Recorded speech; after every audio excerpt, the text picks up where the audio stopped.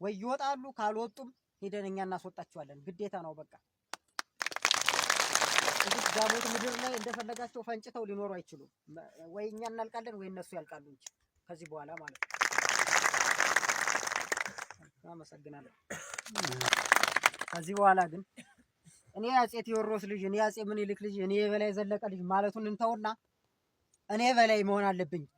እኔ ቴዎድሮስ መሆን አለብኝ እኔ ምኒልክ መሆን አለብኝ ብለን መነሳት አለብን ነገ ስንሞት ፎቶአችንን በቲሸርት ላይ አሳትሞ ለብሶ መዞሩ ትርጉም አይሆንም በቃ እያለን በቁም እያለን ነው መተጋገዝ ያለብን የኔ ጋራ ጠላት ማሸነፍ ያለብን በቁማችን እያለን ነው ግዴታ ሰው ለመምታት ወይም ጠላትን ለማሸነፍ መሳሪያ ይዞ መውጣት አያስፈልግም ፈሪዎች ናቸው በደንብ እናውቃቸዋለን በሽመል በድንጋይ ነው የሚሮጡ የሚጠፋው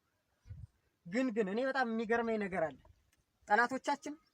ፋኖ የሚሉት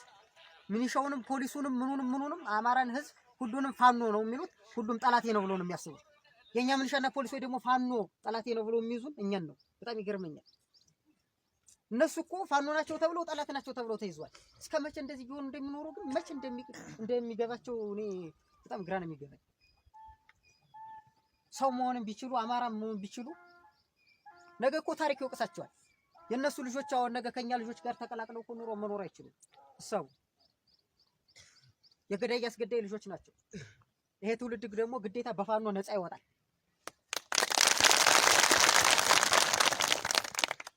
ስለዚህ ከዚህ በላይ መተባበር አለብን ከዚህ በላይ መጠንከር አለብን የዳሞት ህዝብ ጀግናን ፍቅርንም የተሞላ ነው አስፈሪ ስለሆነ ነው አሁን ወደዚህም ያልገቡ ወደ ከተማው ያልገቡ ወይ ይወጣሉ ካልወጡም ሄደን እኛ እናስወጣቸዋለን ግዴታ ነው በቃ እዚህ ዳሞት ምድር ላይ እንደፈለጋቸው ፈንጭተው ሊኖሩ አይችሉም ወይ እኛ እናልቃለን ወይ እነሱ ያልቃሉ እንጂ ከዚህ በኋላ ማለት ነው አመሰግናለሁ